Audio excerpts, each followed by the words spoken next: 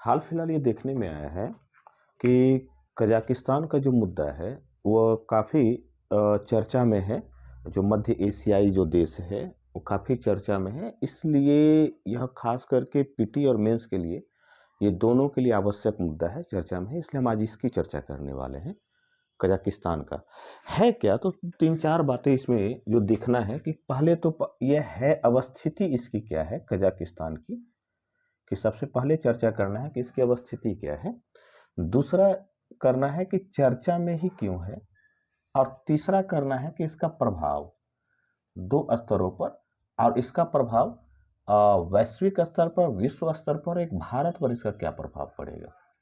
क्योंकि दोनों स्तरों पर इसलिए कि मध्य एशियाई संकट के रूप में ये क्वेश्चंस को मेंस में पूछा जा सकता है कि हाल फिलहाल मध्य एशिया में यूक्रेन का मुद्दा जो है, दूसरा जो मुद्दा है आपका कजाकिस्तान का मुद्दा काफ़ी चर्चा में है। तो मध्य एशिया संकट के रूप में और उसका भारत पर प्रभाव के रूप में इस क्वेश्चन को मेंस में पूछा जा सकता है, या पीटी में इसी क्वेश्चन को पूछा जा सकता है कि कहाँ अवस्थित है, इसे कौन कौन सा देश सटा हुआ है, ठीक है, यह क्यों चर्चा में है। तो दोनों स्तरों पर इसको हम देखते हैं कि है क्या। तो सबसे पहले अगर हम कजाकिस्तान को देखें, कजाकिस्तान की अवस्थिति को देखें, तो कजाकिस्तान का जो बंटवारा हुआ, जब यूएसएसआर का बंटवारा हुआ 1989 के आसपास, जब यूएसएसआर बटा 15 राष्ट्रों में, तो कजाकिस्तान उस समय 15 राष्ट्रों में जब यूएसएसआर बटा, तो उस समय कजाकिस्तान एक बहुत बड़े राष्ट्र के रूप में उभरा था। और यह जो है उसी 15 राष्ट्रों में, क्योंकि रूस यूएसएसआर से विघटित होकर के निकला था, इसलिए आज भी इस पर रूस का प्रभाव देखा जा रहा है। तो इसकी अवस्थिति यह है कि मध्य एशियाई देश है, और मध्य एशिया का जो विस्तार है, जो मध्य एशियाई देशों का जो विस्तार है, वह पूर्व में ये हो गया ईस्ट, वेस्ट, नॉर्थ, साउथ। इसका जो विस्तार है मध्य एशिया का, मैं मध्य एशिया की बात कर रहा हूं, इसकी बात नहीं कर रहा, ठीक है। तो मध्य एशिया का जो विस्तार है वह है चीन से लेकर कैस्पियन सागर तक, पूर्व में चीन से लेकर कैस्पियन सागर तक, और उत्तर में रूस से लेकर दक्षिण में अफगानिस्तान तक। अब देखिए, याद रखिएगा, यही अफगानिस्तान में भारत भी इसी के माध्यम से मध्य एशिया में जाना चाह रहा था। समस्या यह है कि मध्य एशिया में, ठीक है, तो मध्य एशिया तक जाने की कोशिश कर रहा था, ठीक है। अगर हम इसको मध्य एशिया तक अगर देखें, तो अफगानिस्तान तक जो बात है, अफगानिस्तान तक है, ठीक है। तो अब देखिएगा इसका जो विस्तार, इसी में लगभग कई राष्ट्र, जिसमें उज्बेकिस्तान, तुर्कमेनिस्तान, ठीक है, तुर्कमेनिस्तान, ताजिकिस्तान, कजाकिस्तान, किर्गिस्तान, कई राष्ट्र हैं। उसी में जो संकट जो उत्पन्न हुआ है वह यहाँ पर है। तो इसका विस्तार, इसका जो पड़ोसी राष्ट्र है वह उज्बेकिस्तान है, कजाकिस्तान, किर्गिस्तान है, इसका जो पड़ोसी राष्ट्र है तुर्कमेनिस्तान है, इसी से सटा हुआ है रूस है, ये इसका पड़ोसी राष्ट्र है, ठीक है। और कहा जाता है कि यह दुनिया का सबसे बड़ा लैंडलॉक्ड कंट्री है। लैंडलॉक्ड का मतलब अर्थ होता है, जिसको हिंदी में भू आबद्ध देश कहते हैं। लैंडलॉक्ड का अर्थ होता है कि वह देश जिसकी सीमाएं किसी सागर से या किसी महासागर से न मिलती हो, ठीक है।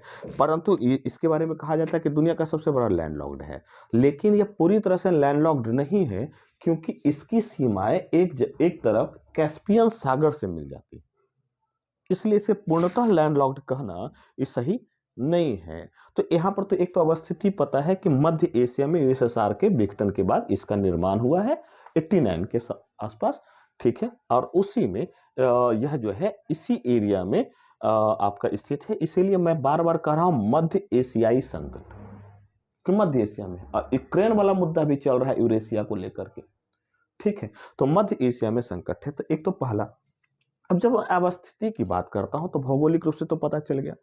सेकंड मैं इसकी बात करता हूं तो यहां कजाकिस्तान है जो 3 रूपों में बड़ा चर्चित है। पहला, ऊर्जा संसाधन में कजाकिस्तान बड़ा महत्वपूर्ण है।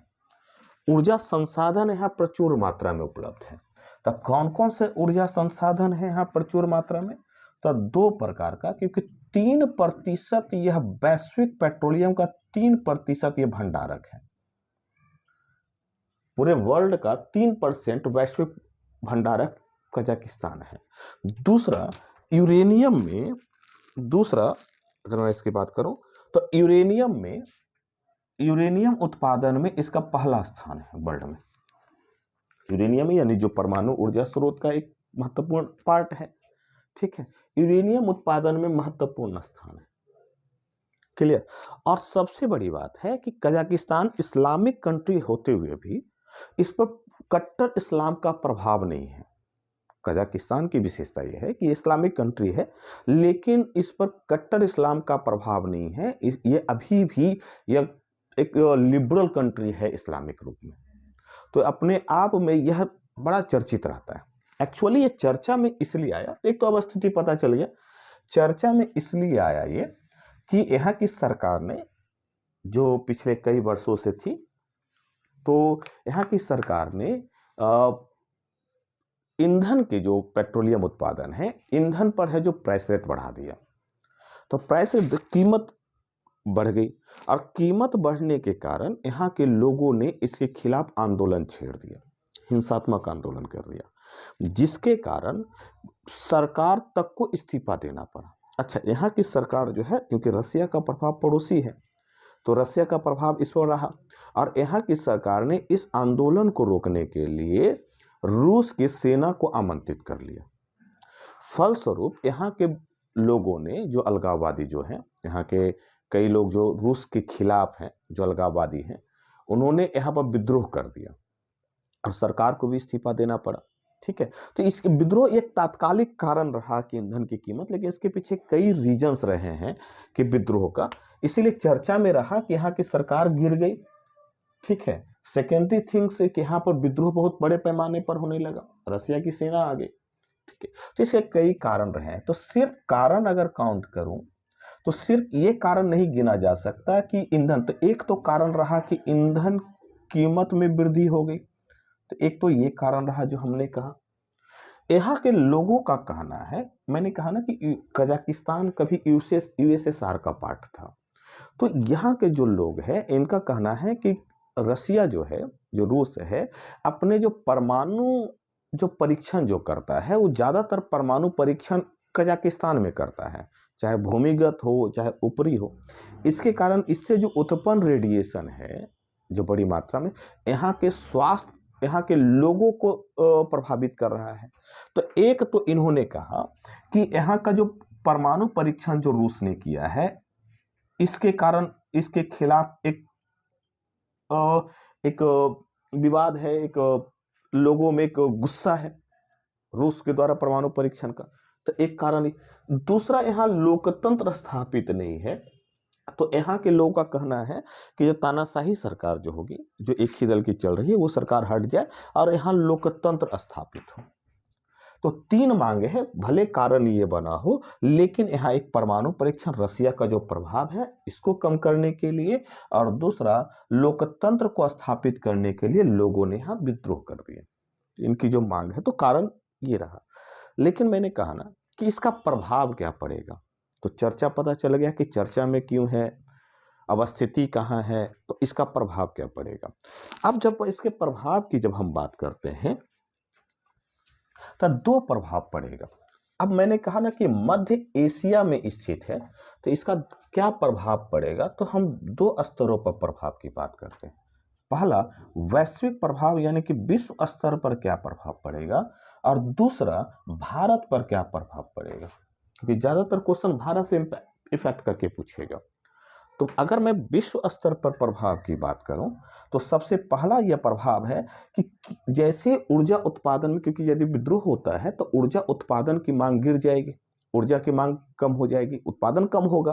तो उत्पादन कम होगा तो दूसरा राष्ट्र जो इस पर निर्भर है, भारत है, जो यूरेनियम प्राप्त करता है, ठीक है, वैश्विक स्तर पर यूरेनियम प्रोवाइडर है, 3% पेट्रोलियम, तो कीमत में, ईंधन की कीमत में अपने आप वृद्धि हो जाएगी, ईंधन की कीमत में वृद्धि हो जाएगी, जिससे भारत पर भी प्रभाव पड़ेगा और वर्ल्ड पर भी प्रभाव पड़ेगा। दूसरा ये है कि कजाकिस्तान का जो पड़ोसी राष्ट्र है, एक चीन भी है और रूस भी है। तो रूस द्वारा इसका इंटरफेयर करने से और अमेरिका द्वारा, क्योंकि अमेरिका का इसमें बहुत बड़ा इन्वेस्ट है कजाकिस्तान में। अमेरिका की जो कंपनी है एक्जिनो जो मोबाइल है, मोबिल जो कंपनी है, और सेवरॉन जो कंपनी है, इसका बहुत बड़ा इन्वेस्टमेंट है अमेरिका का। तो अमेरिका का झुकाव अपने आप चला जाता है। तो अमेरिका के यहाँ इंटर करने से दक्षिण चीन सागर है जो उसके उस पर से झुकाव अमेरिका का कम हो जाएगा, जिससे चीन जो है दक्षिण चीन सागर में अपना प्रभाव बढ़ाएगा, जहां ताइवान केंद्र में पड़ा हुआ है। और इसके कारण जब जैसे ही अमेरिका वहां से हटता है तो दक्षिण चीन सागर में चीन अपना प्रभाव बढ़ा देगा। ठीक है, इसके कारण चाइना के पक्ष में ये जा रहा है। ठीक है, तो एक वैश्विक प्रभाव ये पड़ रहा है, तो कई कारणों से। और तीसरा जो वैश्विक प्रभाव है कि रूस के इंटरफेयर करने से अमेरिका एक पूरी तरह से इसके पीछे एक सक्रिय हो चुका है, और इसी बीच यूक्रेन का मुद्दा भी चल रहा है। तो कहीं यह तृतीय विश्व युद्ध का रूप धारण न कर ले, इसके पीछे एक संकट दिखाई दे रहा है। तो एक तो अमेरिका का जो हित है, इसको कहते हैं अमेरिकी हित प्रभावित हो रहा है, अमेरिकी हित प्रभावित हो रहा है जब। ठीक है, तो दो कारण हो गया। ठीक है, दक्षिण चीन सागर में चीन का प्रभाव बढ़ेगा। चीन का प्रभाव बढ़ेगा तो 3 स्तरों पर हम इसको प्रभाव को देखेंगे। इसलिए भारत प्रभावित हो सकता है क्योंकि भारत को यूरेनियम चाहिए, भारत को ऊर्जा चाहिए। अब कजाकिस्तान यदि विवाद में है, कजाकिस्तान में अस्थिरता है, तो भारत का मध्य एशिया का जो बाजार है, अभी तो भारत का बाजार अभी बहुत कम है मध्य एशिया में, भारत बढ़ने की कोशिश कर रहा है, लेकिन यदि यह वहां अस्थिरता आती है तो भारत उस रूप में नहीं जा पाएगा। एक्चुअली भारत मध्य एशिया तक पहुंचने के लिए ही चाबहार बंदरगाह का प्रयोग कर रहा था, जो ईरान में चाबहार बंदरगाह है।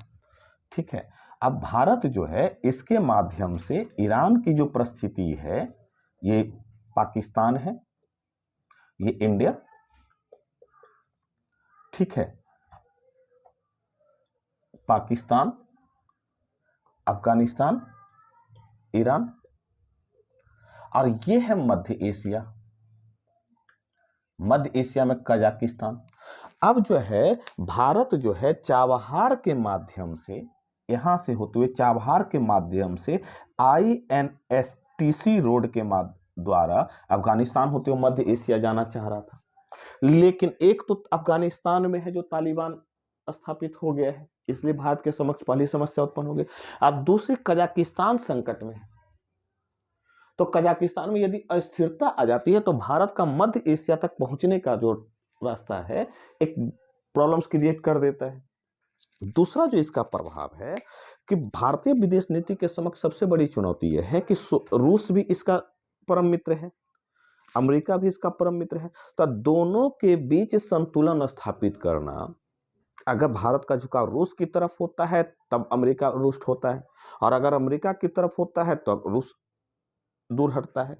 इसलिए इन दोनों के बीच संतुलन स्थापित करना बड़ा आवश्यक है, एक बड़ी चुनौती के रूप में ये आया हुआ है। और यदि अमेरिका दक्षिण चीन सागर से अमेरिका का झुकाव हटता है तो फिर ताइवान की तरफ दक्षिण चीन सागर में विस्तार कर लेता है चीन। इसलिए भारतीय विदेश नीति जो अभी एक बहुत बड़ी चुनौतीपूर्ण विदेश दौर से गुजर रही है, खासकर मध्य एशिया संकट के कारण।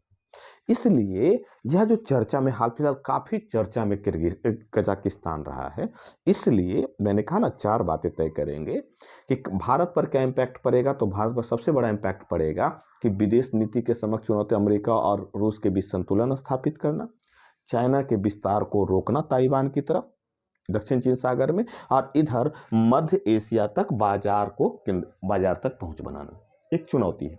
और चौथी चुनौती है ऊर्जा, जो यूरेनियम जो आयात करता है तो वो ऊर्जा को प्राप्त करना समय पर। वैश्विक मैंने कहा कि अमेरिका का बहुत बड़ा इन्वेस्टमेंट है कजाकिस्तान में, इसलिए वह अमेरिका का हित प्रभावित हो रहा है। दूसरा, चीन, दक्षिण चीन सागर, चीन वाली, और ऊर्जा संकट क्रिएट हो जाएगा वैश्विक स्तर पर, क्योंकि वैश्वीकरण ने एक बहुत बड़ा इम्पैक्ट डाला है कि वैश्वीकरण के कारण प्रत्येक देश एक दूसरे देश पर निर्भर होते चले गए, और एक देश की घटना दूसरे को प्रभावित कर रही है। अब ये जो वैश्वीकरण से भी क्वेश्चन जुड़ा हुआ है, ये क्वेश्चन है, ठीक है। तो ये क्वेश्चन पूछा जा सकता है कजाकिस्तान, और चर्चा में है, इसलिए मैंने इस पर डिस्कशन करना जरूरी समझा। फिर नेक्स्ट क्लास में ये हम देखेंगे कि यूक्रेन का मुद्दा, जो मध्य एशिया, यूरेशिया का जो देश है, जो पूरब में एक जुड़ा होता है, बफर जोन के रूप में रसिया और यूरोपियन देशों के साथ बफर जोन के रूप में है, इसकी चर्चा हम यूक्रेन वाली नेक्स्ट क्लास में हम करेंगे। धन्यवाद।